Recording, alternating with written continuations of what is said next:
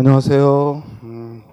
자, 오늘 1회 문제부터 3단계 1회 문제부터 풀어보겠습니다. 아마 1회부터 한 5회까지는 그나마 좀 많이 마칠 거예요. 그러니까 조금 쉽다라고 생각하고 이론을 점검한다라고 보시면 되겠습니다. 자, 1번 문제 보세요. 다음 의문현상과 관계가 있는 질문이 아닌 것 그랬어요. 그러니까 질문이냐 아니냐, 즉 올바른 걸 찾는 거냐 아니면 틀린 걸 찾는 거냐, 이런 거에서 실수하지 말라고요. 그런 거에서 5점 10점 금방 없어져요. 그러니까 반드시 물어보는 문제, 발문과 그리고 또 내가 주어진 예문을 어디까지 볼 건가 하는 이 판단, 이게 결국 시험에서의 즉 정확한 여러분들의 그 시험 결과를 가져오는 포인트야. 그러니까 막 급하게 덤비지 말고 즉 올바른 거냐 올바르지 않은 거냐. 지금 질문은 이 의문 현상과 관계가 없는 것, 이런 얘기죠. 자, 제시된 보기는 뭘 설명하고 있어요? 동화작용을 설명하고 있어요. 우리가 의문 변동에는 크게 몇 가지, 즉 5가지, 동화를 따로 얘기를 한다면 5가지예요. 즉 교체가 있고 동화가 있고 그리고 축약, 탈락, 첨가 현상이 있어요. 즉 이게 의문 변동의 상위어예요. 상위어. 이제 이 하위어로 뭐가 있는 거냐면 교체 안에 음절의 끝소리 규칙 또는 된소리 제기 등이 포함이 되고, 동화작용 안에 여기 설명했듯이 자음동화, 모음조화, 구개음화 등이 포함이 되고, 그리고 축약 안에 자음 축약, 모음 축약이, 그리고 탈락 안에 즉 리을 탈락이니 니은 탈락이니 이런 표현이, 그리고 첨가 안에 사이소리 현상이니 니은 첨가니 히읗 첨가 등이 있는 거예요. 이해됐죠? 그리고 이 5가지 의문 변동에서 즉 동화작용을 교체와 함께 포함해서, 어차피 동화도 다른 걸 닮아서 변화하는 것이니까 궁극적으로는 교체라는 설명 안에 포함하기도 해요. 여기까지 이해했죠? 자, 그러면 동화작용, 즉 동화작용이란 어떤 음은 X가 어떤 음은 Y와 만나서 즉 변화하는 거죠. 그죠? 그걸 닮아서 변화하는 거야. 그러니까 어떤 음은 A가 결과적으로 다른 것으로 바뀌었으니까 넓은 의미로 교체라고도 이야기를 하죠. 자, 1번 보면 집안일 했을 때에는 발음이 집안일하고 없던 니은이 들어가죠. 자, 무슨 말이냐면 집안일 했을 때 이 일에 이 이응은 자음이 아니라 우리말의 첫 소리에는 발음될 수 있는 자음이 몇 개? 18개라고 그랬어요. 원래 우리말에 소리 날 수 있는 자음은 모두 19개인데 18개가 발음이 나요. 그 이유는 이응은 받침에서만 소리가 나고 첫 소리에는 소리가 안 난다고 그랬어요. 그러므로 이 자리에 이 이응은 그냥 모음의 기호일 뿐이에요. 그런데 이걸 발음했을 때 집안일이라고 발음을 하면 이 자리의 비읍은 연음된 거죠. 그냥 여기 있던 게 위치만 받침에 있던 게 첫 소리로 온 거니까 이때는 의문 변동이 안 일어난 거예요. 연음됐다라고 표현을 하고, 반면에 여기 일 했을 때 여기는 모음에 비어있는 자리인데 거기 니은이 들어왔어요. 그러면 없던 의문이 더해졌으니까 이걸 뭐라고 해요? 첨가라고 하죠. 정답 몇 번? 1번. 자, 2번 붙이다 했어요. 붙이다를 발음하면 원래는 이 티읕이 뒤에 이라는 피동전미사가 왔고 사동전미사, 그러면은 이 티읕은 그대로 연음해야죠. 왜냐면 모음의 형식 형태소가 왔으니까 연음한다고요. 그러면 붙이다 이랬다면 그냥 연음으로 끝나요. 그런데 그러지 않고 이 티읕이 뭘 만나면 이모음을 만나면, 반드시 이모음을 만날 때만 변해요.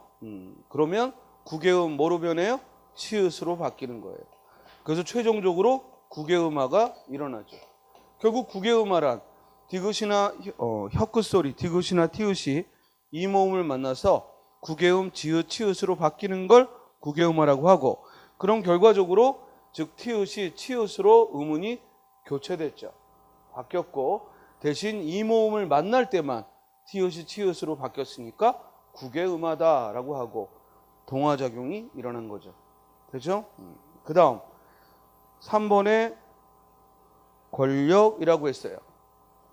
이렇게 이음절의 단어에서 비음, 니음과 유음, 리을이 만나면 비음, 니음과 유음, 리을이 만나면 무조건 뭐가 일어난다? 유음화가 일어난다.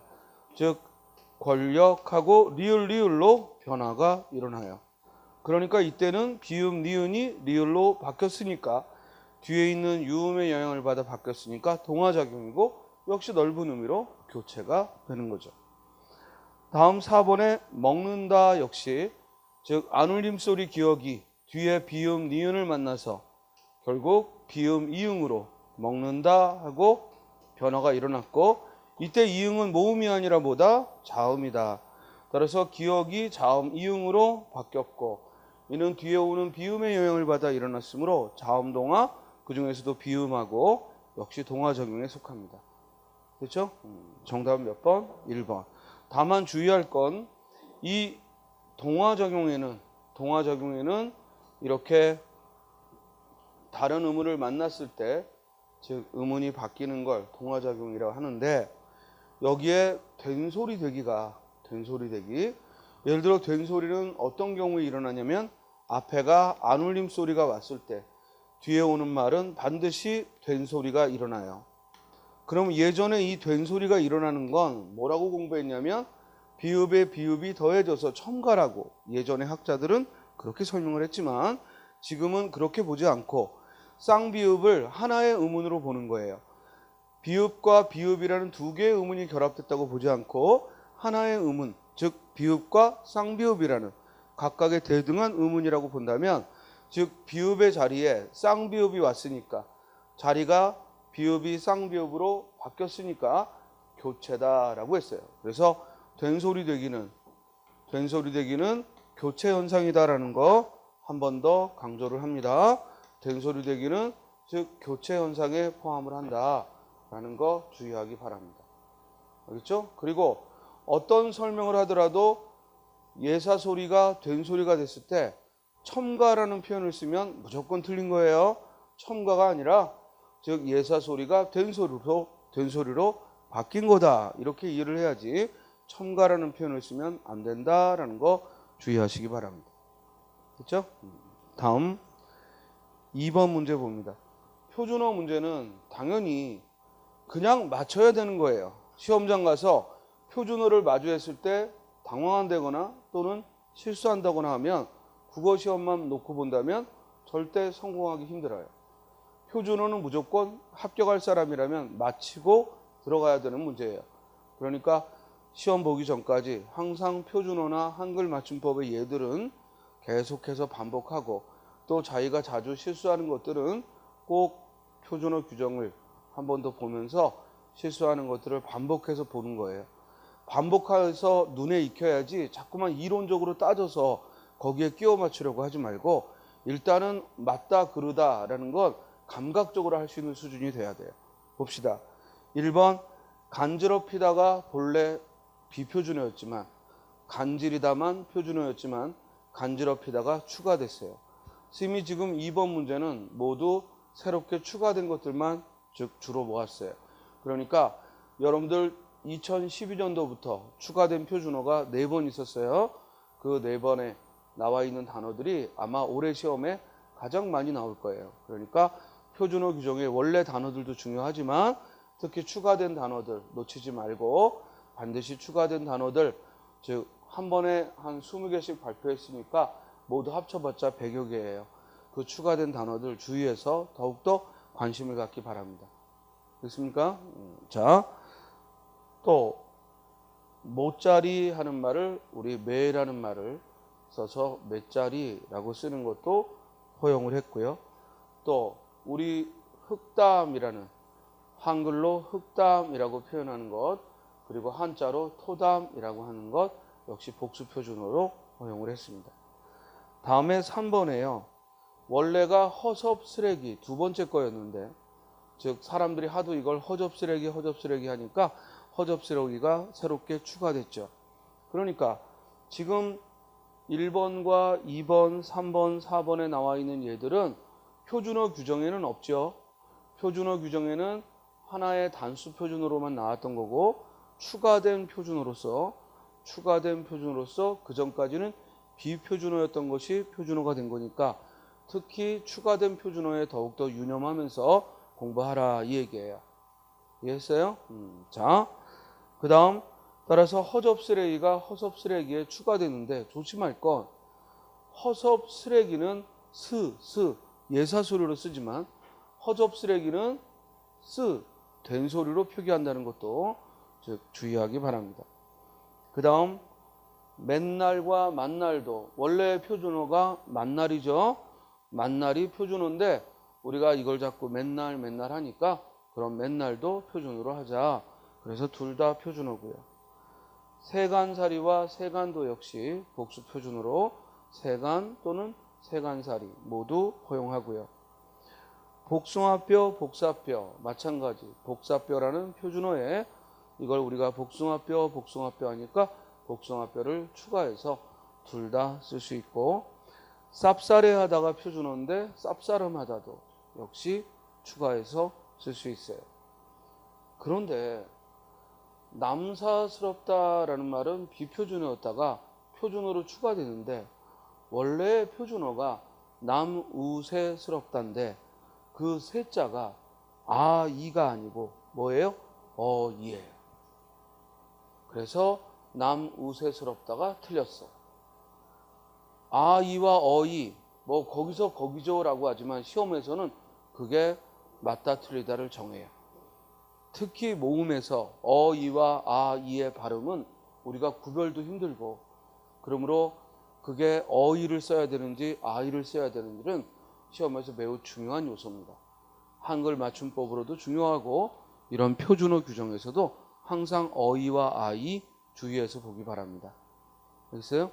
따라서 남우세스럽다라는 말이 원래 표준어인데 그 우세의 세자가 아이가 아니라 뭐다? 어이다. 그리고 거기서 우를 빼서 남세스럽다라는 것이 표준어인데 남사스럽다를 추가했다. 남세스럽다는 어디서 왔다? 남우세스럽다에서 온 말이다. 그래서 남우세스럽다, 남세스럽다, 남사스럽다 모두 쓸 수 있는 말입니다. 다음 정답은 3번이고요. 거치적거리다라는 말에 걸리적거리다도 역시 표준어로 함께 삼았고요. 끼적거리다와 끄적거리다는 주의할 게 끼적거리다라는 말은 뭔가 글씨를 낙서할 때 뭐 생각 없이 끼적거리다라고 쓸 수 있고 또한 젓가락으로 음식을 끼적거리다라고 두 가지 의미가 모두 있다면 끄적거리다는 글씨를 끄적거리다라는 말에만 쓰는 거야. 그러니까 젓가락으로 음식을 끄적거리다라고 하진 않아요. 즉 끄적거리다가 끼적거리다와 복수 표준어를 하더라도 그건 끼적거리다의 어떤 용법? 글씨를 끼적거리다 이때만 글씨를 끄적거리다라고 함께 쓸 수 있는 것이고 음식을 끼적거리다 할 때는 함께 쓸 수 없어요. 이해했어요? 자, 새치르마다와 새초로마다도 작년에 많이 출제됐던 거죠. 새치르마다, 새초로마다 복수 표준어로 새치름, 새초롬, 새치르마다, 새초로마다 뜻도 알아둬야죠. 뜻도 어떤 경우에 이게 형용사잖아요. 그러면 사람의 행위에 대해 주로 쓰는 말인데 언제 새치르마다라는 말, 새초로마다라는 말 쓰는지 주로 여자애가 남자애에게 즉 일부러 삐친 듯한 태도를 보일 때 우리는 그냥 쌩깐다라고 하지만 표준어로는 새치르마다, 새초로마다라는 말을 써요. 이해돼요? 이건 남자애들은 도저히 지을 수 없는 표정이에요. 그래서 이게 여학생들만 지을 수 있는, 여성만 지을 수 있는 표정입니다. 새치르마다, 새초로마다. 따라서 2번의 정답은 몇 번? 3번입니다. 다음 3번에 높임 표현과 관련하여 탐구한 내용으로 적절하지 않은 것은. 아주 전형적인 수능형 국어 문제인데 요즘 우리 문법 문제에 이런 수능형 국어 문제가 1, 2년 전부터 대거 들어오고 있어요.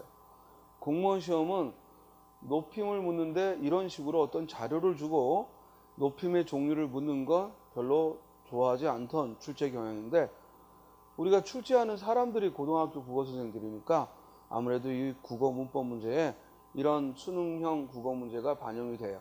다만 수능의 국어 문제보다 좀 더 쉬운 건 수능은 시간 배분이 우리보다 많기 때문에 좀 더 복잡하게 살펴보게끔 내지만 우리 시험은 길어야 1분이에요.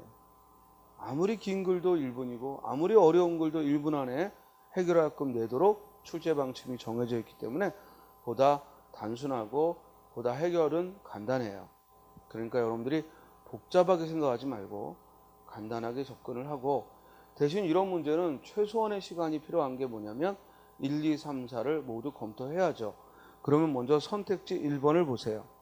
기억은 댁이라는 말은 할머니와 관련된 대상을 높여 할머니를 높인 거다. 그렇죠.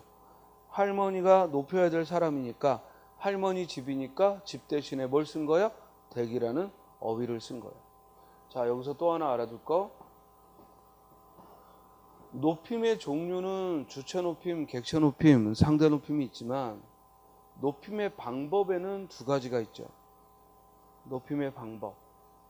우리가 어떤 문장에서 대화에서 높이는데 그 높이는 방법에는 두 가지가 있어요. 뭐하고 뭐가 있나? 어휘를 통해 높이는 방법과 또 하나는 선어말 어미를 써서 선어말 어미 시를 써서 선어말 어미 시를 써서 높이는 방법이 있어요. 선어말 어미 시를 통해서 높이는 방법. 그래서 이 표현도 알아둬야 돼. 이 단어가 어휘를 통해 높인 건지 아니면 선어말 어미 시를 통해 높인 건지. 지금 집이라는 말을 댁이라는 말로 바꿔서 높인 거 어휘를 통해 높인 거죠. 다음 2번 니은에서 잠시만요 했을 때 보조사 요를 붙여서 대화 상대방을 높인 거다. 맞죠? 이런 높임을 우리가 상대 높임 중에서도 뭐라 해요? 비격식체.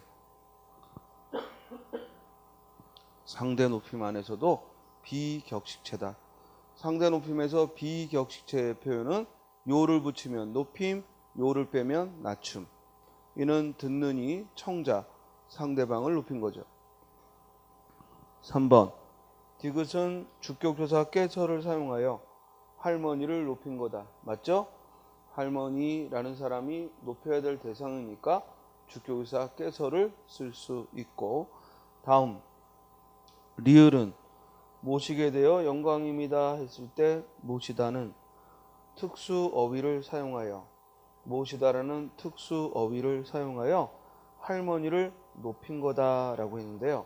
자, 여기 할머니를 댁까지 모시게 되어 할머니 댁까지 모시게 되어 했을 때 모시다의 대상은 할머니가 아니라 대화의 상대인 누구야? 어머니야. 어머니야. 이해돼요? 어머니를 할머니 댁까지 모시는 거잖아. 이해돼? 할머니를 모신 게 아니라 어머니를 할머니 댁까지 모신 거니까 이 모시다의 높임은 할머니가 아니라 누구다? 어머니다. 그래서 정답은 몇 번? 4번. 이런 게 시험장에서는 틀리기 쉬운 게 앞에 바로 할머니가 등장하니까 우리가 할머니를 모시는 거지? 여기 분명히 할머니 댁까지 모시는 건데 자기 스스로 자기도 모르게 할머니를 모시는 거지? 맞지? 이러고 넘어가기 쉽다고. 그래서 정신 똑바로 차리고 하는 게 시험에서 여러분들의 실력을 보이는 건 정신 똑바로 차리고 자기가 보고 싶은 대로 보면 안 되고 항상 출제자가 원하는 대로 봐야 한다. 이거 놓치지 말기 바랍니다. 정답은 4번. 4번 문제로 가죠. 염상섭의 태평천하의 일부분이고 소설을 지분으로 줬지만 묻는 건 속담 문제, 어휘 문제예요. 소설 문제가 아니죠. 어휘 문제예요. 결국 청기와 장수의 뜻을 아느냐라는 질문이에요. 자, 청기와 장수는 즉 전문가인데 그 분야의 전문 지식을 가지고 있는데 그 지식을 감추고 알려주지 않는 사람을 말해요. 따라서 그 앞에 이런 말이 있죠. 그는 이윽고 공차 타는 기술을 춘심이한테도 깨우쳐 주었던 것인데, 그러니까 공차 타는 기술을 알려줬다는 거야. 그런 걸 보면 아마 이건 아닌 모양이다 라고 했으니까 알려주기 싫어하는 사람은 아닌 모양이다 라고 짐작할 수 있죠. 그렇죠? 물론 청기와 장수의 뜻을 알고 있다면 제일 좋지만 혹시라도 잘 모른다고 하면 청기와 장수라는 말에 끌려가지 말고 그냥 빈칸으로 두고 이 빈칸에 들어갈 뜻이 뭘까 이걸 한번 짐작을 해보세요. 그거 역시도 어휘력이에요. 알겠어요? 그러니까 청기와 장수의 뜻을 아는 것도 어휘력이지만 청기와 장수라는 말을 몰라도 뜻을 파악하는 것도 어휘력이라고. 우리 시험 문제의 어휘력은 두 종류야. 하나는 이걸 정말 아느냐 하는 그런 어휘력을 묻는 문제도 있고, 또 하나는 이렇게 길게 지문을 주는 이유는 청기와 장수 좋아, 네가 모른다 하더라도 이 문장 안에서 한번 뜻을 알아봐라, 이런 질문이라고.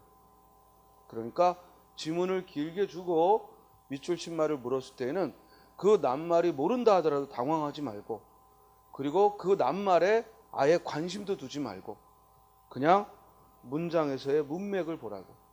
그러면 아마 이런 건 아닌 모양이다 라는 얘기는 기술을 알려주기 싫었던 건 아닌가 모양이다 하고 해석해 볼 수가 있죠. 따라서 정답은 몇 번? 4번.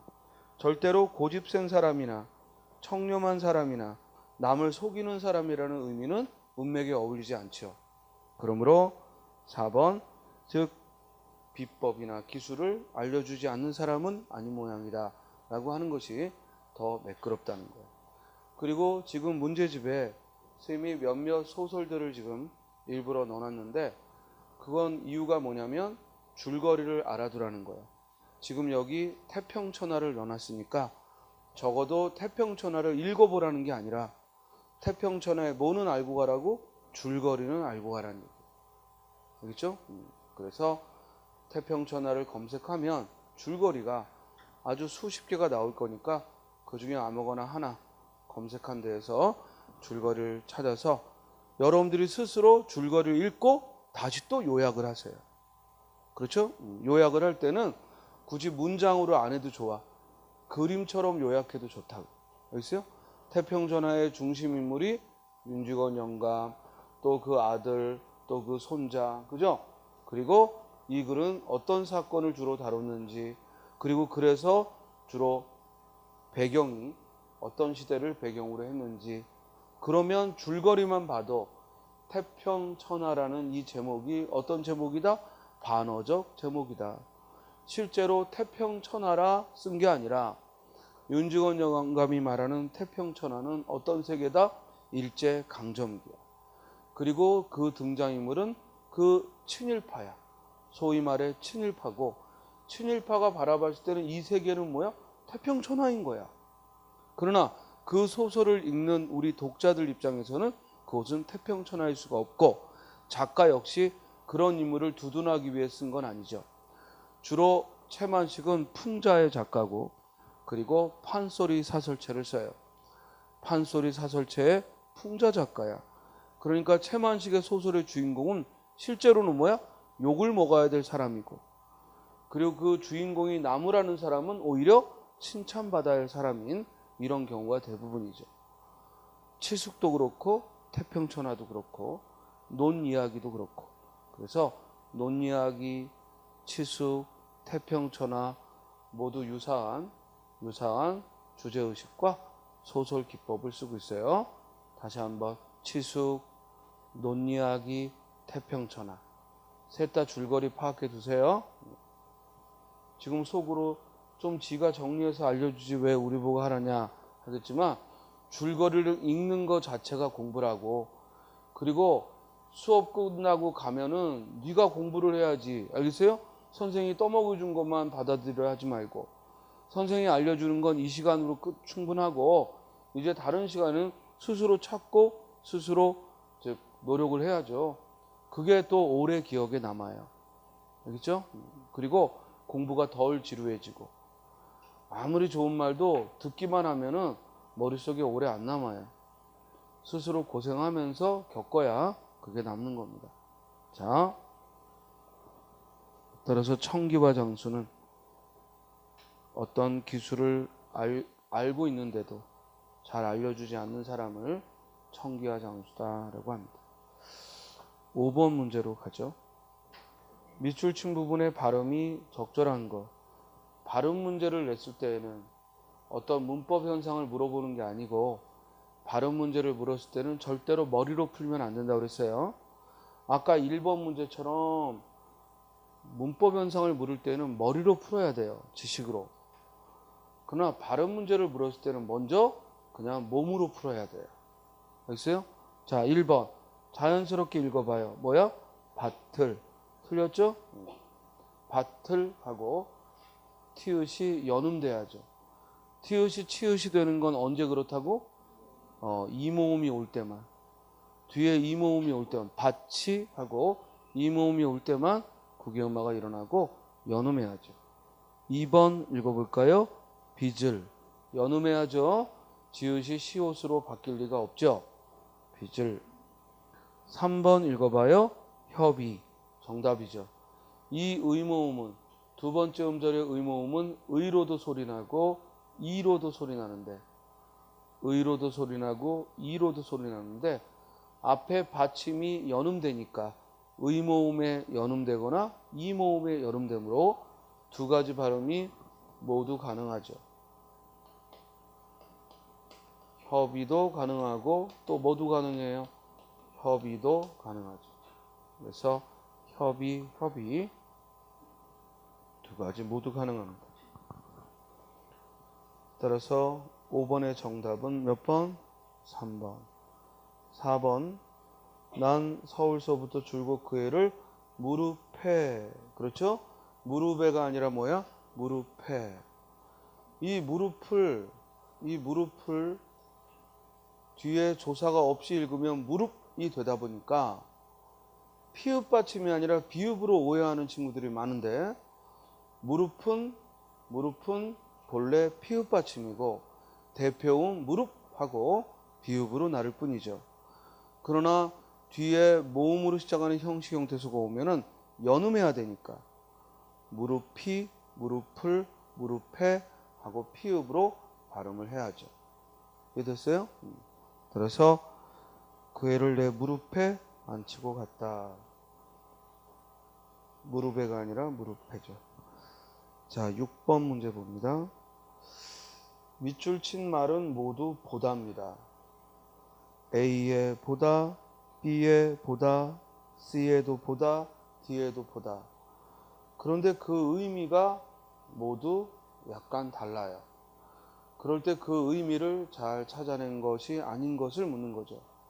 그렇다면 이 보다라는 말을 우리는 뭐라고 부르냐면 다의어라고 부르는 거예요. 즉 이렇게 한 단어 안에 중심 의미와 여러 가지 주변 의미를 가지고 있을 때 이를 다의어다라고 해요. 먼저 A번. 우리가 그동안 서양의 그림에 익숙하다 보니, 동양의 그림을, 즉 서양의 그림에 익숙하다 보니, 이때 보다는 보조용언이죠. 이때 보다는 보조용언이죠. 아예 눈으로 본다는 뜻이 없어요. 대신 앞에 있는 말에 대해서 뭐야? 이유나 원인을 말해준다. 맞죠? 즉 우리가 그동안 서양의 그림에 익숙하니까 이 말이에요. 즉 익숙하다 보니, 이때 보니는 보조용언이죠. 보조용언으로 이유나 원인을 말해요. 뭐뭐 하다 보니, 주로 앞에 뭐뭐 하다 보니 이렇게 암호음이 오고 뭐뭐 하다 보니, 따라서 이유나 원인을 말하죠. 2번. 그림을, 동양의 그림을 서양화를 보는 눈으로. 이때 그 보는 대상이 그림이니까 당연히 뭐야? 감상하다, 즐기다 이런 의미죠. 그냥 눈으로 본다가 아니라 감상하다, 즐기다. 우리가 영화 보고 왔어 그러면 영화를 감상했다는 얘기지 그냥 눈 뜨고 가만히 쳐다봤다는 얘기가 아니죠. 그렇죠? 그러니까 이때의 보다는 즐기거나 감상한다 맞죠. 그 다음 서양의 과학적 표현만이 우수한 회화라고 볼 수는 없다. 이때는 서양의 즉 과학적 표현만 우수하다고 평가할 수 없다. 평가하다라는 말로 문맥적으로 이해할 수 있죠. 그러므로 이때의 보다는 평가하다는 의미 맞죠. 그런데 마지막 그래서 묘사적이 아니라 개념적이다. 동양의 그림은 동양적 시각으로 보아야 한다. 이때는 관계를 맺다가 아니라 즉 A번에 있는 즉 A번이 아니지 B번에 있는 즐기거나 감상한다. 동양적 시각으로 즐기거나 감상한다. 이런 의미죠. 따라서 정답 몇 번? 4번.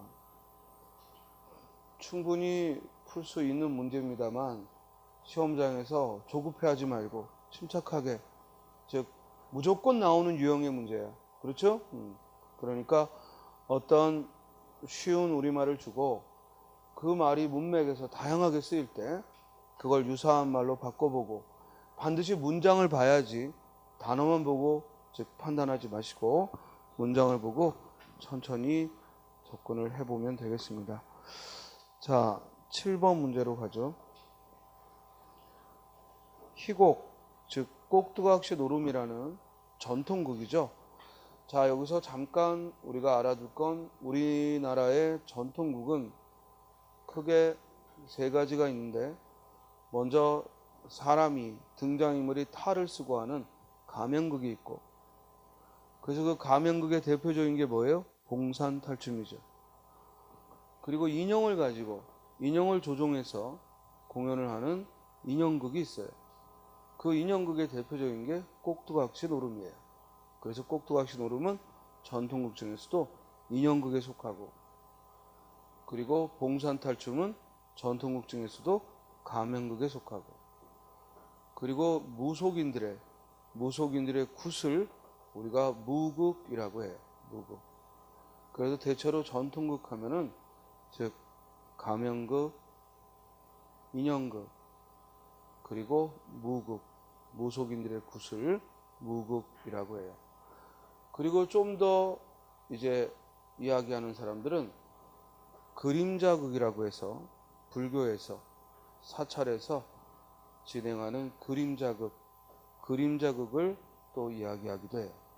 근데 이 그림자극은 주로 이 불가에서 쓰던 것이라 대중적이기보다는 종교적으로 인생은 그림자에 불과하다라는 의식을 주는 그림자극. 그래서 우리가 전통극 안에는 이렇게 세분화하면은 4가지, 좀 더 줄이면 3가지. 그리고 여러분들이 시험에서 자주 마주치는 건 봉산탈춤이라는 즉 가면극을 가장 많이 마주치고 있어요. 자, 특히 이 가면극과 지금 여기 보는 인형극은 풍자가 주된 주제고 풍자. 반면에 무극은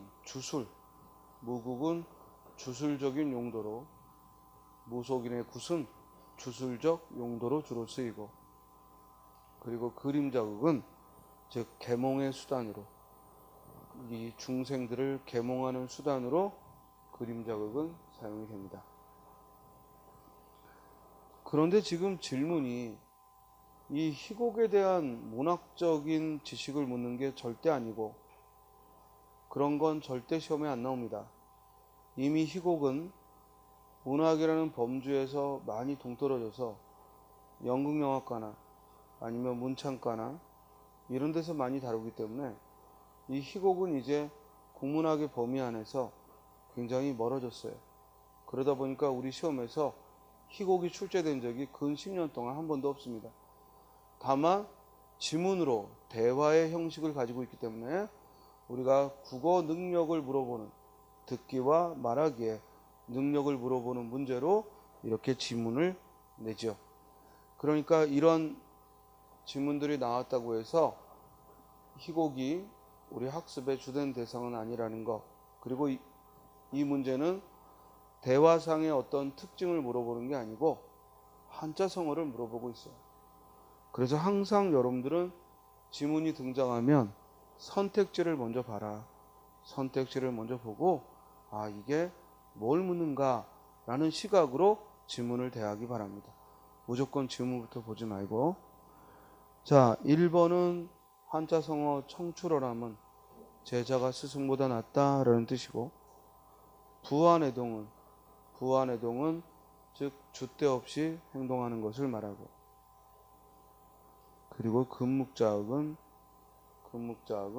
환경의 중요성을 말하죠. 검은 걸 가까이 하면 검어진다는 얘기니까 환경의 중요성을 말하고요. 그 다음 동병상련은 공감이죠.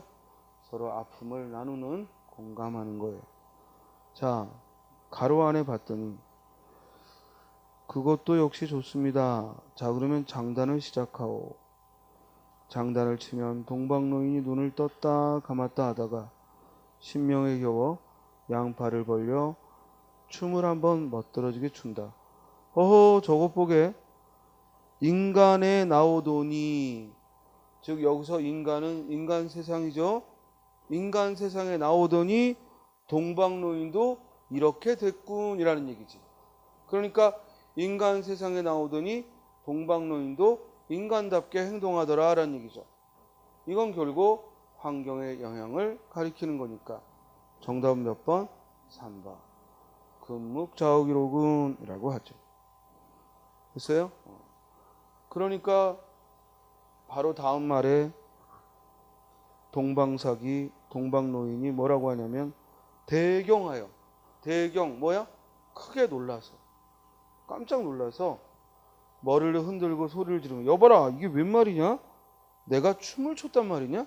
그러니까 자기도 모르게 인간 세상에 내려오다 보니까 인간들과 같은 행동을 한 거야. 여기서 공감해서 그런 게 아니라고. 이해돼요? 이게 자칫하면 공감해서 함께 춤을 추고 즐긴 것 같지만 본인도 내가 왜 이러는지 모르겠다는 거잖아. 그러니까 그만큼 환경이 미치는 영향을 가리키는 거예요. 그래서 정답은 3번이 되죠. 그렇죠? 다음 8번 문제를 보면 역시 어휘력의 문제인데 밑줄 친 낱말을 유사한 말로 바꿔보라는 거예요. 먼저 1번, 지난 겨울부터는 임자가 나섰다고 숫제, 집까지 찾아와서, 이때 숫제는 숱하게라는 횟수를 말하는 게 아니죠. 자주 찾아왔다는 게 아니죠. 이 말은 뭐야? 어떤 일을 억지로 일부러 하는 거죠. 따라서 아예 집까지 찾아와서, 그러니까 어떤 일을 강제로 행하는 것이지 숫제라는 말은 절대 빈번하다는 뜻은 아니죠.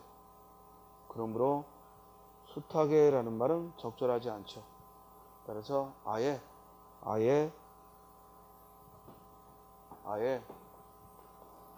집까지 찾아와서 하고 쓰면 좋겠죠. 2번, 거기에 초호합한 위락시설이 들어서서 동네가 삽시간에 환해질 것이고, 삽시간에 하면 뭐야? 순식간에 환해질 거다. 정답은 2번. 박씨가 짐짓 허탈한 표정을 지으며, 이때 짐짓은 진심으로가 아니라, 진심으로라는 말은 진정이라는 말이고, 여기서는 짐짓하면 일부러 어떤 모습이나 태도를 취하는 거죠. 따라서 일부러 하고 부사 일부러 하고 바꿔야죠. 진심으로가 아니라 일부러 허탈한 표정을 지으며 말하고 있다. 4번, 그는 이야기를 다 듣고 나서 가타 부타 말을 하지 않았다. 이때 가타부타 말을 하지 않았다는 얘기는 뭐가 옳고 그른지 또는 맞는지 틀리는지 말하지 않았다니까 흐지부지라는 말이 아니라 즉 그 이야기에 대해 일절 말하지 않았다는 얘기죠. 가타부타 말을 하지 않았다는 얘기는 일절 말하지 않았다. 또는 이런 방구도 하지 않았다. 이런 방구도 하지 않았다. 또는 일절 말하지 않았다. 그래서 이야기를 듣고 이런 방구도 말하지 않았다. 일절 말하지 않았다. 우리가 어떤 힘겨운 일을 겪거나 또는 개인적으로 어려운 일이 있을 때 친구가 해결해 줄 거라고 생각이 안 들어도 무언가 말을 하면요, 그걸 굳이 부담을 가지고 들어줄 게 아니라 그 시간 들어주는 것만으로 그 사람은 삶을 놓지 않게 돼요. 무슨 말인지 알겠어요? 우리는 누군가의 고백이나 누군가의 아픔을 들으면 왠지 뭘 해줘야 될 것 같고, 내가 그렇게 못 해주니까 무력하고, 그래서 그런 말을 듣는데 부담을 가져요. 그러다 보니까 자기가 그런 고민이 있을 때도 누군가에게 말을 할 때, 아유, 내가 이런 말 해봤자 상대가 부담을 가질 텐데, 심지어 부모에게도 또는 가족에게도 형제에게도 말을 못해요. 그러면 결국 그 고통이나 아픔은 끙끙대다가 결국에는 삶을 놓아버릴 수가 많아요. 그래서 우리가 사람을 만나는데 관계에 대한, 그러니까 너하고 나하고 친구야, 뭐 너하고 나하고 뭐 형제야, 너하고 나하고 연인이야, 이런 관계에 매이지 말고 전혀 관계없는 사람이라 하더라도, 오늘 만나고 내일 다시 보지 않더라도 누군가에게 뭔가를 털어놓을 때에는 우리가 그냥 들어주는 것도, 그것도 큰 일을 하는 거예요. 그리고 또 거꾸로 말하는 사람도 그렇게 그냥 털어놓음으로써 거기서 많은 해소가 일어난다고 합니다. 그러니까 우리가 꼭 해결을 못하더라도, 특히 돈 문제 같은 거, 막 등록금 때문에 또는 뭐 집세 때문에 또는 정말 생활비 때문에 고민하더라도 내가 그걸 선뜻 돈을 빌려주거나 돈을 줄 수 없더라도 그 고민을 들어주는 것만으로도 그 사람에게는 힘을 줄 수 있고 또 용기를 줄 수 있다고 그래요. 그러니까 우리가 누군가의 말을 들을 때 너무, 특히 친구들의 말을 들을 때는 너무 부담 갖지 말고, 내가 해주지도 못하는데 하고 부담 갖지 말고, 굳이 말을 하지 않아도, 여기서처럼 굳이 가타부터 말이 없어도 들어주는 것만으로도 상대는 말을 하는 순간 자기 처해 있는 상황을 정리하게 되고, 인간은 자기가 처한 상황을 정확히 정리하면 스스로 힘을 얻게 돼요. 우리가 그걸 자정작용이라고 하거든요. 우리 몸에 있는 육체적인 병도 이 병이 뭔지 알면 회복이 된다. 근데 항상 그게 뭔지 모르니까 두렵거든. 그런데 마음의 병 역시 우리가 털어놓다 보면 사람이 자기가 하는 말 속에서 이제 뭔지가 보이는 거야. 그러면 그것만으로도 큰 힘이 되는 거야. 그래서 우리가 굳이 병원의 정신분석가나 또는 주변에 있는 상담사들을 만나지 않아도 결국 그분들을 만나도 해야 되는 일은 털어놓는 거거든. 그러면 그분들은 그냥 들어주는 거야. 우리가 저기 성당에 가서 고해성사를 하지 않아도 그때 신부님들은 그냥 들어주는 거야. 신부님이 뭐 사정을 안다고, 내가 등록금이 모자라서 고민한다고 신부님이 돈을 빌려주진 않거든. 그냥 털어놓는 거지. 그리고 그렇게 털어놓다 보면 자기의 가지고 있는 것, 그것이 보이고, 그러면 이제 스스로 용기를 얻게 돼. 그러니까 20살 넘어서 이렇게 공부한다는 건 누가 인정을 하든 안 하든 힘든 일이야. 그리고 그걸 여러분들이 항상 힘들 때 그냥 그걸 외면하고 피하면서, 아니야, 난 시험 볼 때까지 절대 흔들리지 않고 열심히 할 거야, 아유 이런 거 아무것도 아니야, 이렇게 자기 마음을 속이지 말고 힘든 건 힘든 대로 주변에 얘기하고 친구들하고도 얘기하고, 알겠어요? 그러면서 한 걸음 한 걸음 가는 거예요. 그러니까 선생님은 보면 항상 너무 자신만만한 친구들이 충분히 합격할 수 있는데도 한두 번 시험에 꺾이는 걸 너무 많이 봐요. 그럼 참 안타까워. 그런데 또 저는 그동안 책을 놓고 있어서 너무 모자라요 이러고 스스로 굉장히 부끄럽게 여기는 친구들이 기어이 합격하는 걸 또 많이 보고, 그건 뭐냐면 괜한 자만심이나 괜한 자기 자신에 대한 긍정의 그런 태도, 우리 그런 거 있잖아요. 뭐 할 수 있다, 뭐 합격 아니면 죽음을, 이런 거, 이런 쓸데없는 강박관념이 우리를 너무 슈퍼맨으로 만들려고 하고, 자기 고통을 인정하지 않으니까 결국에는 그게 암암리에 쌓이고 그래서 어느 순간 확 폭발해 버리는 거예요. 그보다는 엄살도 부리고, 알겠어요? 어려우면 어려움대로 옆에 친구한테 엄살도 부리고, 또 혼자 있을 때 울기도 하고, 그러면서 결국 기어이 끝까지 다독거리면서 가는 게 학습의 최선이라고 생각합니다. 근데 이건 공부뿐만 아니라 합격하고 나서의 인생도 그래. 그러니까 너무 자기를 대단하게 만들려고 하지 말고 받아들일 거 받아들이고 하면서 하자고. 우리 그러니까 본인이 굉장히 잘나고 또는 뭔가 대단하다 하는 사람이 한꺼번에 주저하는 경우를 많이 보게 돼요. 요새 우리 사회에 떠들썩한 뉴스들도 보면은 결국 본인들이 자기가 부끄러운 걸 했더라도 부끄러운 걸 고백하고 그리고 그걸 인정하면 되는데, 그러지 않고 삶을 놓아버리거나 아니면 법에 호소해서 어떻게든 유지하려고 하거나, 참 못난 짓이죠. 그거보단 차라리 엉엉 울면서 죄송하다고 하는 게 훨씬 더 빨라요. 그러지 자기 자신의 어떤 그런 잘못을 그냥 죽음으로 대신하려고 하거나 아니면 막 경찰서를 뛰어가서 법으로 호소하려고 하거나, 그거 아니전 개새끼, 울고 사죄하기 전에 검찰청으로 먼저 뛰어가는, 나는 너무너무 실망했어요. 또라이 같은 새끼. 그러니까 그건 스스로 자기 자신을 아직도 놓고 싶지 않다는 거야. 이미 끝났는데 기어이 자기가 만든 허상에 자기를 가두어 두는 거야. 참 안타깝지. 그러니까 인간은요, 누구라도 잘못을 해요. 우리는 그 잘못을 잘못으로 충분히 고백하면 모두들 또 용서를 해요. 왜? 우리도 그렇게 하니까. 우리는 슈퍼맨을 바란 게 아니라요. 정치인이든 연예인이든 슈퍼맨을 바란 게 아니야. 모두들 성인문자를 바란 거 아니고. 잘못할 수도 있어. 근데 문제는 그걸 어떻게 회복할 건가, 그걸 어떻게 사죄할 건가, 그걸 보고 싶은 거지, 그렇게 다 놓아버리고 죽어버리거나 아니면은 검찰청에 뛰어가서 법으로 해결하겠다고 하는 건, 그거는 더욱더 실망을 주는 것 같아요.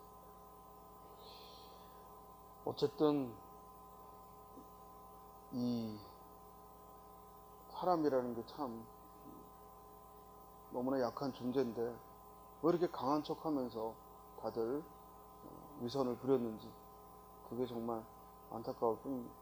자, 따라서 8번 문제, 가타부타 말을 하지 않았다는 얘기는 흐지부지가 아니라 아예 말을 꺼내지 않고 1절 말하지 않았다, 또 이런 방구도 말하지 않았다라는 의미죠. 자, 9번은 접속어를 묻는 거예요. 가로 안에 즉 들어갈 접속어를 물었어요. 먼저 그러나는 앞뒤가 역접일 때, 그리고는 나열할 때. 다시 한번, 그러나는 역접, 앞뒤가 반대될 때, 그리고는 나열할 때, 그리고 그런데는 화제가 바뀔 때, 또는 태도가 바뀔 때도 그런데 하게 돼요. 먼저 첫 번째 예문에 유학의 기본은 예라고 흔히 이룬다. 자, 여기서 주어가 뭐야? 여기서 주어는 뭐야? 유학의 기본이야. 그런데 다음 문장에 예는 하고 서술어에 있는 예를 주어로 가져가서 예는 자칫하면 엄격하고 형식적인 절차라는 뜻으로 받아들이기 쉽다. 주어가 달라졌죠? 이해돼요? 앞에서의 주어는 유학의 기본이야. 그리고 유학의 기본이 뭐냐? 얘라는 거야. 근데 뒤에서는 얘라는 걸 이야기하고 있어. 그러므로 뭐가 들어가야 돼? 그런데 화제가 바뀌었잖아. 여기서 화제가 바뀌었다는 건 완전히 동떨어진 걸 말했다는 게 아니야.